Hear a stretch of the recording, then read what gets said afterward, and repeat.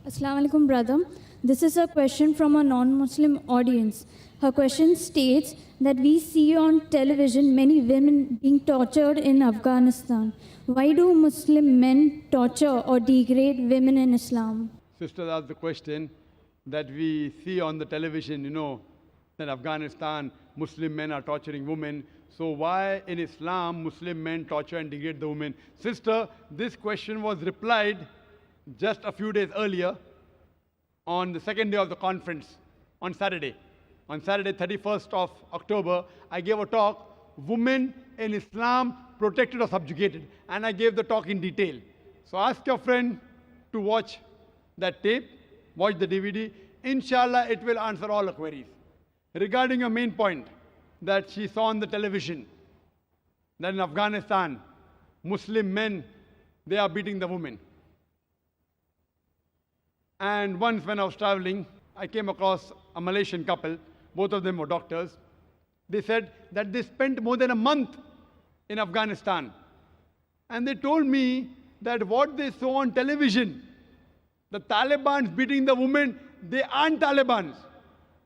So I asked them, how do you know? They told me that we have been in Afghanistan, we have spent more than a month. We know how the Taliban tie the turban. When we see an Arab, we feel all Arabs the same. Emirati, Saudi, Kuwaiti. But they themselves know that a Saudi ties the Qatra in a different way. An Emirati ties in a different style. If you go to a Kuwaiti, different style. So similarly, the Taliban, they have a particular style of tying the turban. So what she told and what he told the couple, that what they shot, even that they didn't do properly. That means they could shoot the parting of the sea in Hollywood. 10 Commandments. Moses, peace be upon him, parting the sea, but they made a fault when they show Muslim men in Afghanistan beating the women. So therefore the Quran says in Surah Hujurat, chapter number 49, verse number 6, whenever you get information, you check it up before you pass it on to the third person. What we realize, this is the gimmick of the media.